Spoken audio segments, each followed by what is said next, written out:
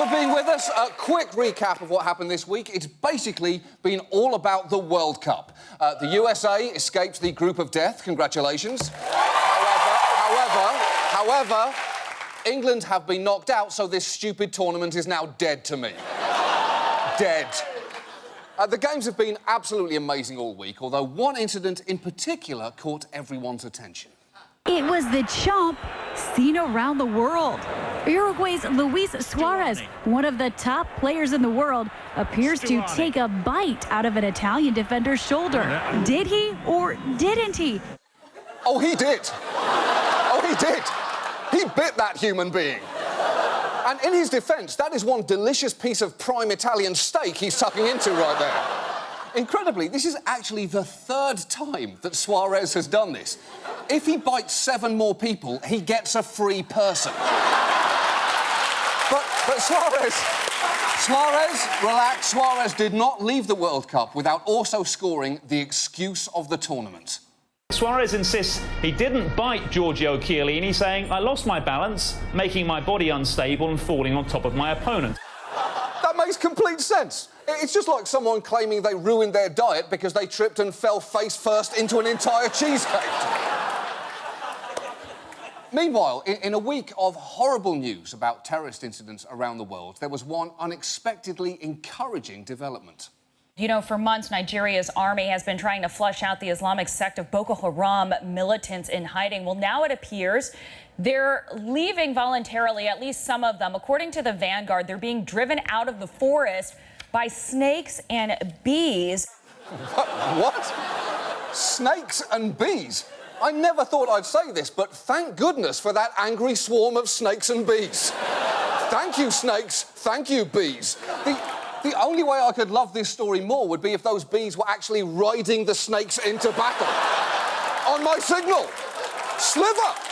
Slither! And by the way, I would like to take a quick moment to say, what the fuck, scorpions? Where the hell have you been during all this?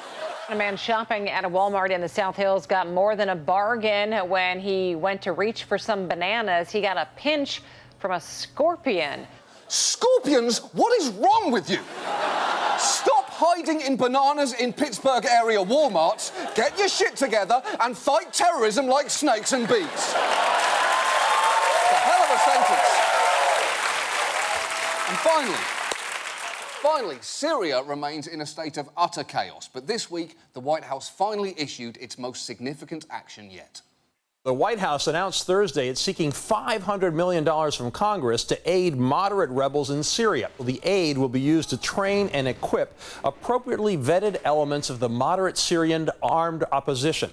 Hold on. How exactly do you appropriately vet a rebel soldier? Do you sit down with them at a local Starbucks and go over their resume? Now, it says here that you spent a year as an intern for a Kurdish freedom-fighting movement. Fascinating. Tell us a little about that experience.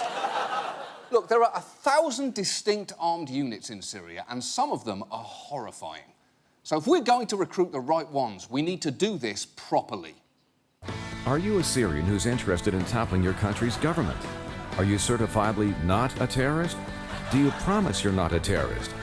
Because you have to say if you are, then you might qualify to be an appropriately vetted element of the armed opposition. Come be part of an exciting and fast-paced work environment where you'll work alongside a dynamic team of people who, like you, are hopefully, definitely not terrorists. You'll be provided benefits packages that could include standard issue M16 rifles, M249 light machine guns, the hypothetical chance of a stable democratic state in Syria, and maybe rocket launchers.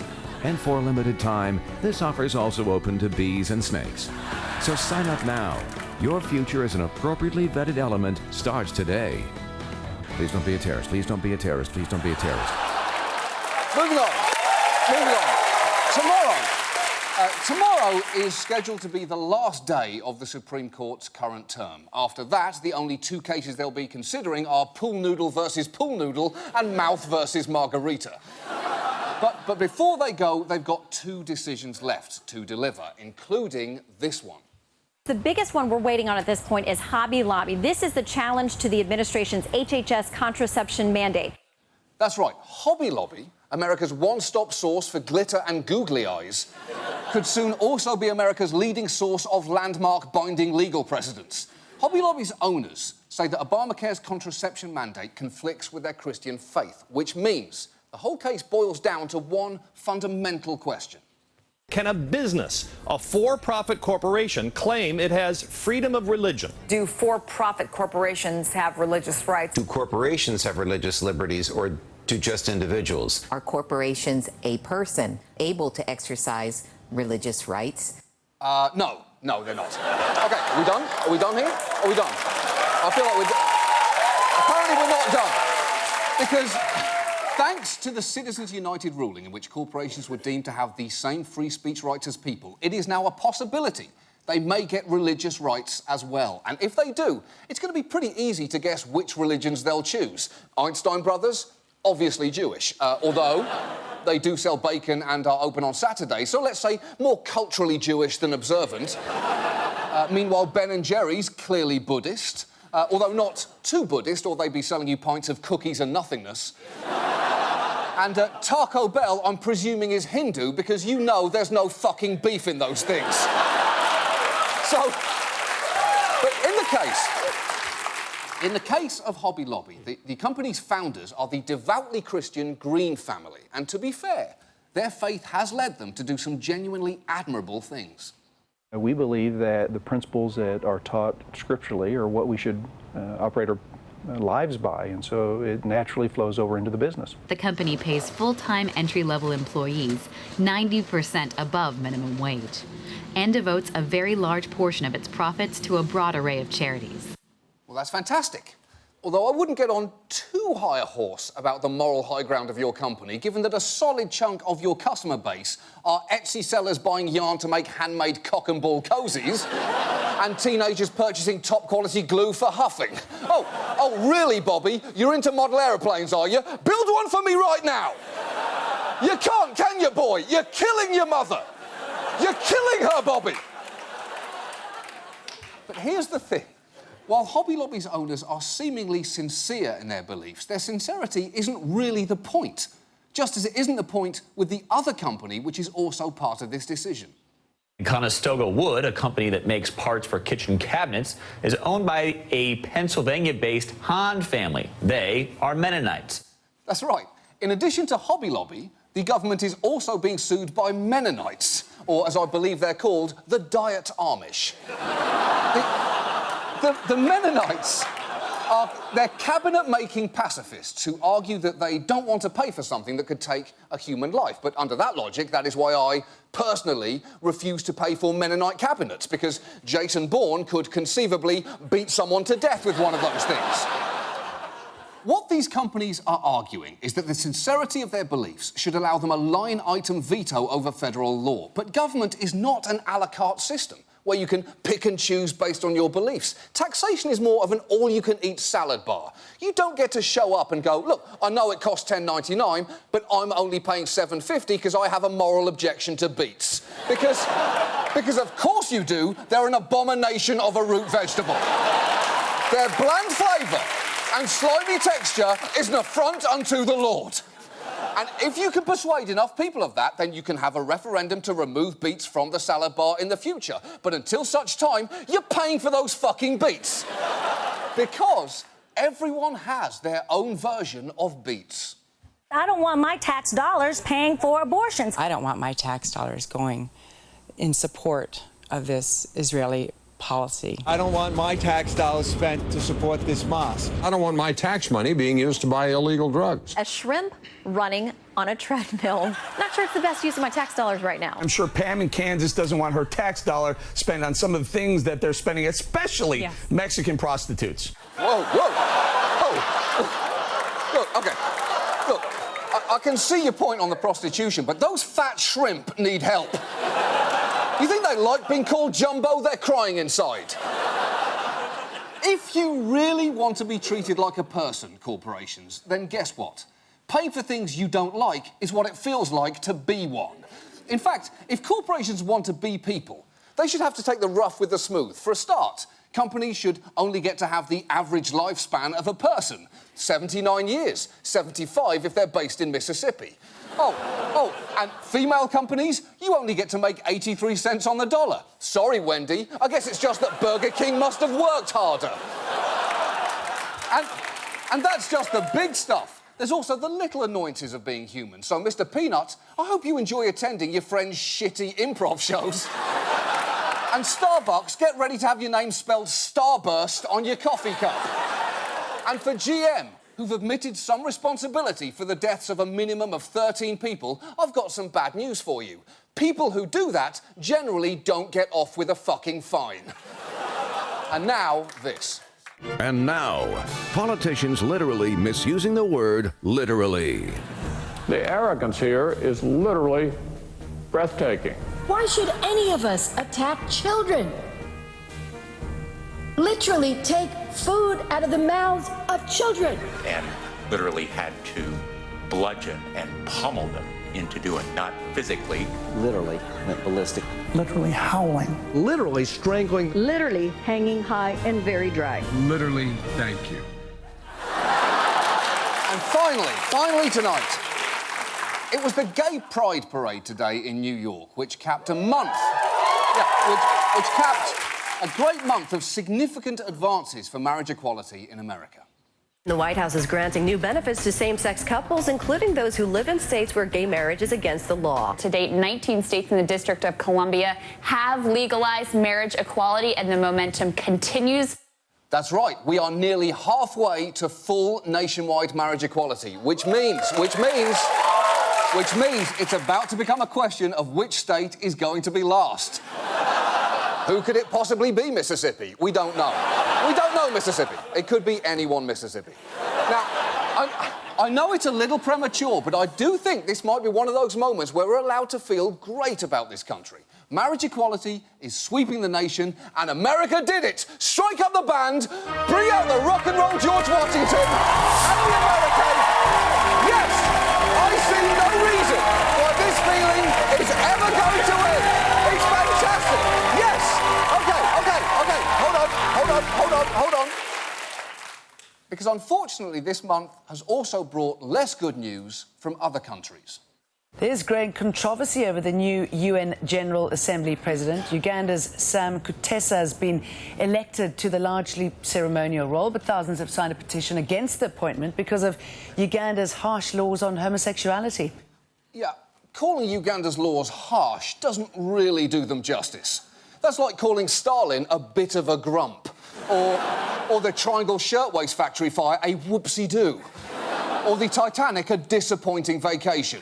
Because let's take a moment to remind ourselves about what Uganda's laws actually contain. On Monday, the president of Uganda signed a sweeping anti-gay bill into law. It makes it illegal simply to be gay in the country and imposes harsh prison sentences for offenders. So the moral arc of the universe is long, and it bends away from Uganda. And the law isn't just putting gays at risk of imprisonment. Since it passed the Ugandan legislature, the number of recorded acts of persecution has increased between 750 and 1,900% from previous years. It's gotten to the point where people from the Dark Ages could build a time machine, travel to 2014 Uganda, step outside and go, ah, shit, it didn't work. OK, nice try, get back in. Now, you might wonder, how can the UN allow a representative of the Ugandan government, which has also been accused of corruption and the brutal suppression of dissent, to be in charge of their General Assembly? Sam Kutesa is chosen without a vote. The selection is done on geographical rotation, and African countries had already agreed he'd be their candidate. Oh, that's fine then. So it's just their turn. Essentially, the UN apparently works according to the same principle as family movie night, where even if your little sister picks My Little Pony, Friendship is Magic, Princess Twilight Sparkle for the third time, you have to watch it because it's her fucking turn. The fact that in the 21st century, 81 countries have laws outlawing homosexuality is incredibly depressing, although, in a way, it shows how lucky we are to live here, because remember, when it comes to advances in marriage equality, America did it. Am I right, cheerleaders? Yes! Get breakdancing Lincoln out here! This exuberance is never going to blow up in our face. USA! USA! USA! Okay. This feels so good. I mean, just out of interest, where did Uganda get the idea to come up with such hateful laws? Uganda has had laws against homosexuality for virtually all the past century. They were introduced in the old British colonial days. Whoopsie daisy. I've got to be honest, being British is sometimes a little like being an alcoholic. When someone says you did something awful, you find yourself going, honestly, I don't even remember doing that. But yeah, probably. I'm a dick. What do you want me to say? OK, so fundamentally it's the British people's fault, but, you know, I live in America now, so I've still got a pretty warm feeling inside me, unless someone is about to take that away from me. The irony, gay rights activists say, is that it was a small group of American evangelicals who came to Uganda speaking out against homosexuality, which was already illegal, that really took the persecution of the LGBT community to a new level. Wait, so what you're essentially saying is America did this? No! Get back in that cake! Get back in that cake and think... Get out of here! All of you, get out of here and think about what you've done! Shame on you! Shame on you! Shame on you! Shame on you! OK, so it turns out American anti-gay activists were in Uganda in the run-up to the passage of the law. And let's meet just one of them, Scott Lively. Now, if that name rings a bell, you may know him as one of those far-right Christians who go on TV and say things like this. I think Mr. Obama may well be a homosexual himself. Hey, that's clearly wrong. It's not Mr. Obama, it's President Obama. President Obama is a homosexual. Get it right. Have some respect. Now, if you live in Massachusetts, you may also know Scott Lively as that crazy guy currently running for governor and who's attempting to take back the symbol of the rainbow from the gays by promoting this song. The rainbow belongs to God, untouched by evil desire. Whoa! I feel like if Kermit ever heard that song, he would immediately insist on one fewer songs about rainbows. Look, Scott Lively is clearly an idiot, and luckily, over here, we just get to laugh at him. You are never going to stop AIDS until you stop treating homosexual sodomy as a civil right and start treating it as a form of conduct to avoid. The guy's material is killing out there. Hey, what's up with how HIV is only transmittable between homosexuals, huh? Is this on? Huh? This guy knows what I'm talking about. Unfortunately, though, in Uganda, it is a very different story. In America, there's a nobody. But in Africa, this extremist guy becomes the spokesperson and is able to address the entire parliament for 5 hours. I don't know what's more shocking there, that he addressed the parliament at all or that he did it for 5 hours. Because, listen, if your hard-on for homophobia lasts 5 hours, you need to seek medical attention. And he didn't just stop there. Scott Lively spoke on Ugandan TV and gave seminars attended by Ugandan government officials. And here is where Scott Lively is about to get considerably less funny. Increasingly, lesbians are being molested by other women. It's actually becoming more and more common in the United States. How dare you say that homosexuality and pedophilia are equated? Well, they are equated. They have very little sense of mercy. The Rwandan stuff probably involved these guys. These were the Nazis. The Nazis. It's like he just ate the most offensive package of magnetic poetry and then vomited it all over his audience. And then later that year, Uganda's anti-homosexuality bill was introduced. And for the record, Lively says he doesn't approve of it and disclaims any influence over it. I do not support and never did support the harsh penalties in terms of long prison sentences. I don't believe in that. I never have. No, of course not. You were simply saying, look, guys, gay people are dangerous, insidious Nazis. Do with that information what you will. Lively out. Lively out.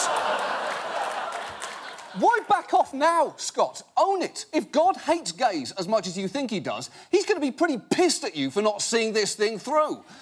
And it's not just Scott Lively.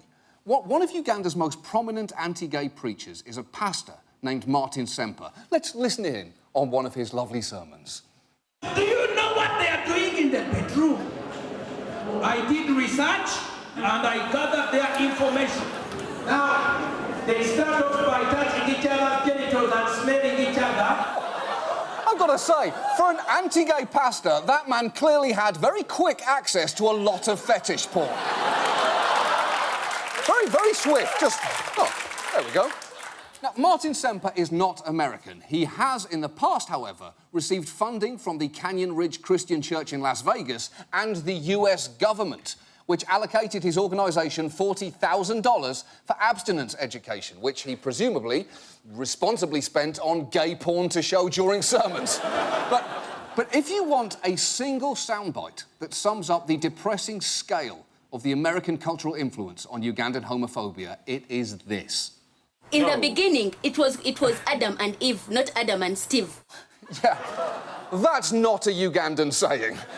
Let me give you 3 names that are not especially common in Africa: Adam, Eve, and Steve.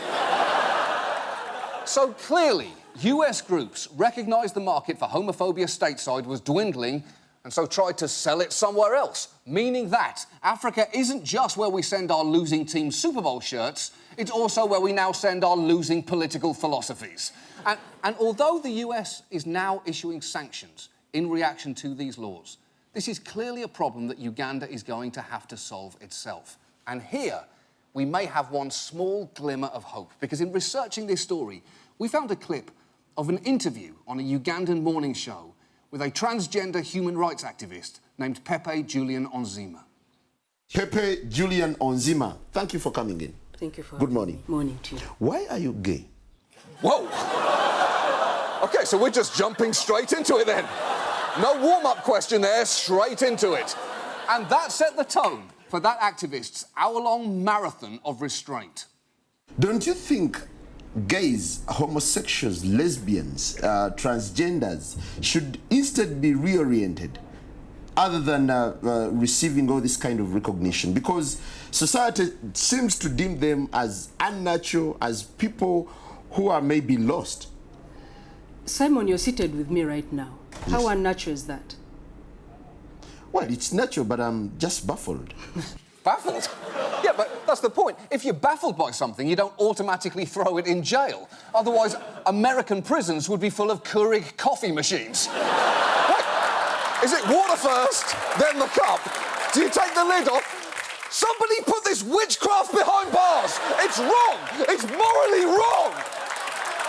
I'm frightened!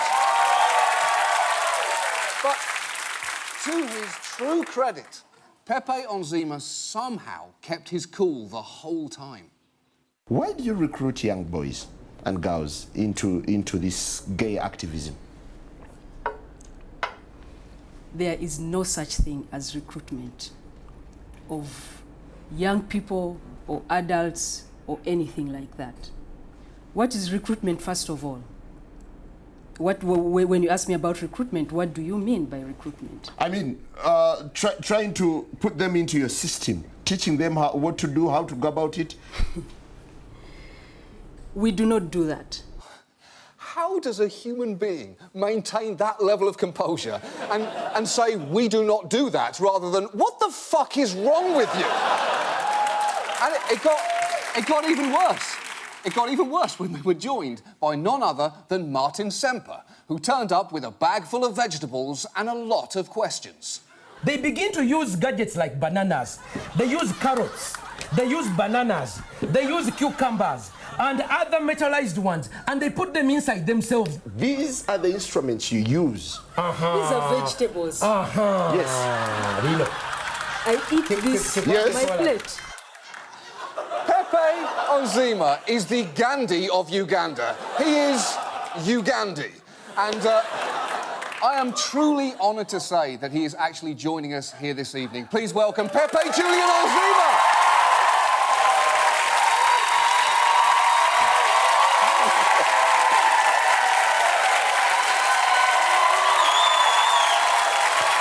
Please, please.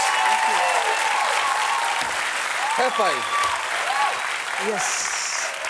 Thank you so much for being here. I guess my first question has to be, why are you gay? No. So I just thought that's how all interviews with Ugandans started. The key question is, do you think this law would have happened if it were not for US interference? The answer is no. It wouldn't have happened if it wasn't for US influence. Why I say that is, for very many years we've had a penal code, and we've done research to find out how many people have been actually convicted under the penal code that we have. And there's probably just one case. Right. And the person did not serve the sentence. So, no. But it's not about whether the laws are enacted, is it? It's about the incitement of the hatred around it. It's that in many ways that can do more physical damage than the threat of jail terms. Absolutely. Of course, with the penal code, many of us have suffered under the penal. You know, just the way it is presented to the public, many of us have suffered from evictions, beatings on the street, arbitrary arrests, and so on. However, that increased, it changed with your influence, or you're from both. I'm the double down.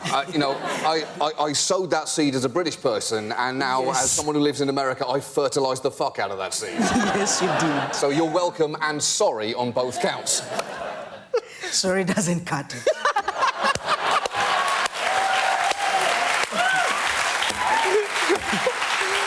I love the fact that we've just seen incredible restraints during that interview, and it's with media going, yeah, you need to say fucking sorry.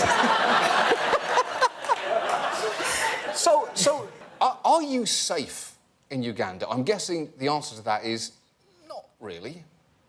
Is that true? Not really. I'm not exactly safe, but to a certain extent, I'm safe because I stand my ground. Right. That I'm not going to change under fear. I'm not going to run away from the country. And the fact that you guys know about me is a form of protection for me. I look over my shoulder every day, but there's no other place I would rather be than be there and make sure that the safety I need actually happens in the country. Oh, that's just... I cannot tell you how much... I can't tell you how much I thank you for being here and how much I admire you for going back to Uganda. Can I drink some water? Go for it. Do you mind? Sure? Do you mind sticking around, and we'll talk more on the web? Is that okay? Sure. That'd be great.